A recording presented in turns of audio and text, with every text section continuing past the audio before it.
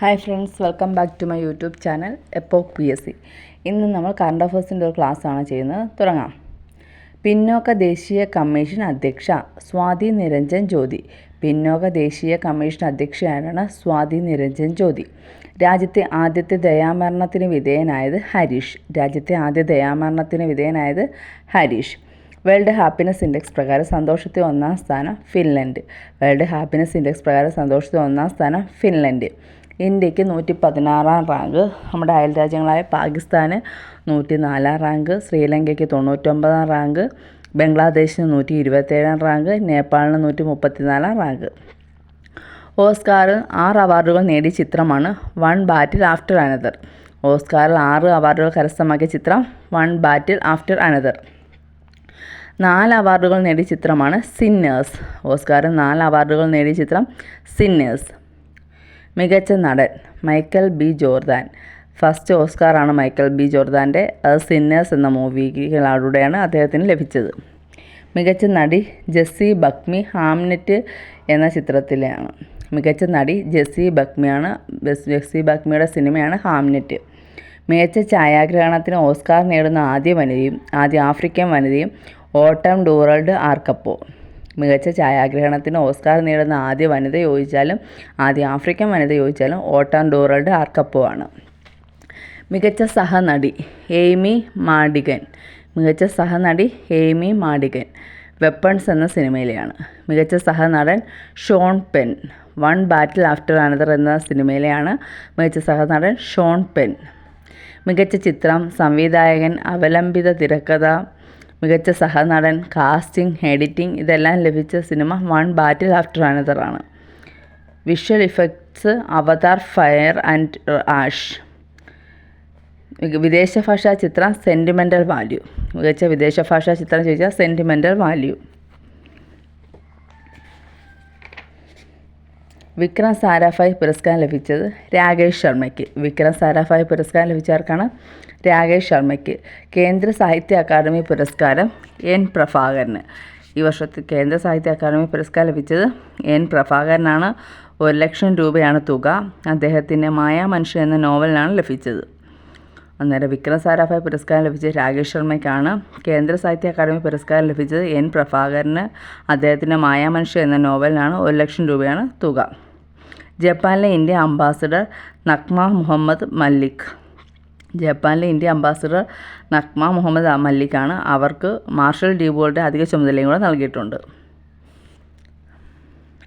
ഭൗമശാസ്ത്ര Nobel എന്നറിയപ്പെടുന്ന ക്രഫോർഡ് പുരസ്കാരം ലഭിച്ചത് വീരഭദ്രൻ രാമനാഥനാണ്.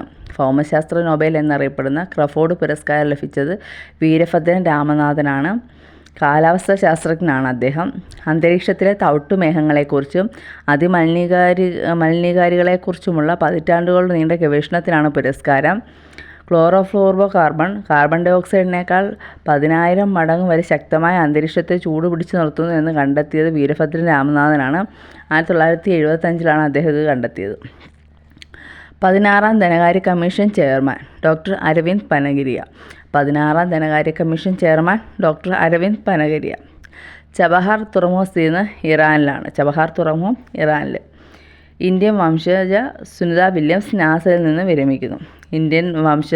സുനിത വില്യംസ് നാസയിൽ നിന്ന് വിരമിച്ചു.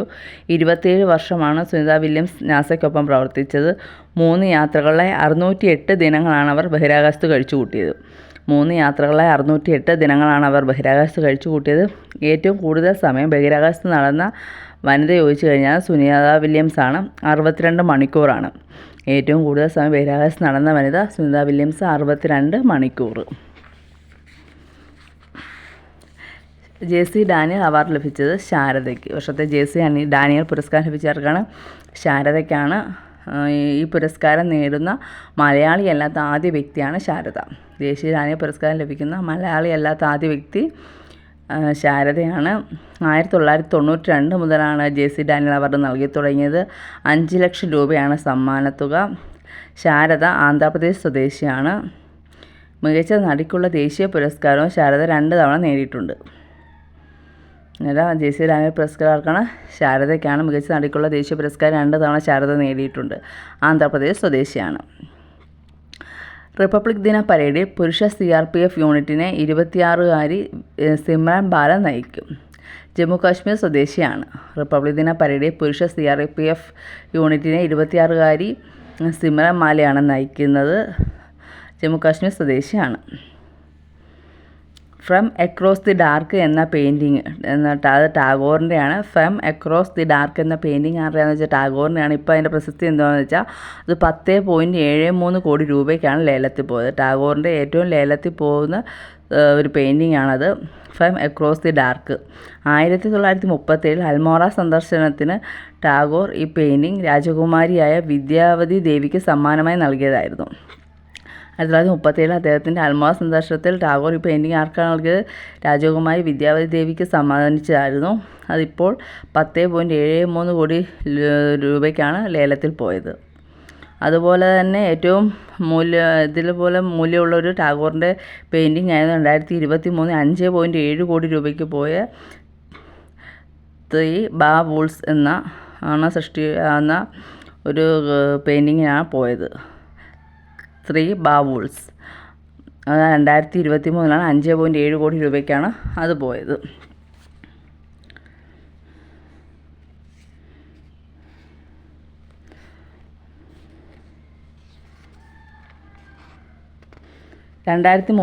കോമൺവെൽത്ത് ഗെയിംസിൻ്റെ വേദി അഹമ്മദാബാദ്. 2030 കോമൺവെൽത്ത് ഗെയിംസിൻ്റെ വേദി അഹമ്മദാബാദ്. 2025 സമാധാന നൊബേൽ നേടിയത് മരിയ കൊറീന മച്ചാഡോ. 2025 സമാധാന നൊബേൽ നേടിയത് മരിയ കൊറീന മച്ചാഡോ ആണ്.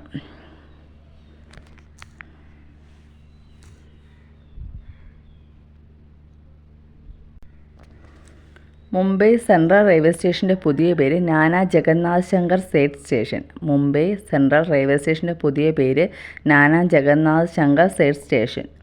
ചന്ദ്രനും മറ്റ് ആകാശഗോളങ്ങൾക്കുമായി ഏകീകൃത സമയം തയ്യാറാക്കാൻ ഏത് രാജ്യത്തെ സർക്കാരാണ് അവിടുത്തെ ബഹിരാകാശ ഏജൻസിക്ക് നിർദ്ദേശം നൽകിയത്? US. ചന്ദ്രനും മറ്റ് ആകാശഗോളങ്ങൾക്കുമായിട്ട് ഏകീകൃത സമയം തയ്യാറാക്കാൻ ഏത് രാജ്യത്തെ സർക്കാരാണ് അവിടുത്തെ ബഹിരാകാശ ഏജൻസിക്ക് നിർദ്ദേശം നൽകിയത്? US.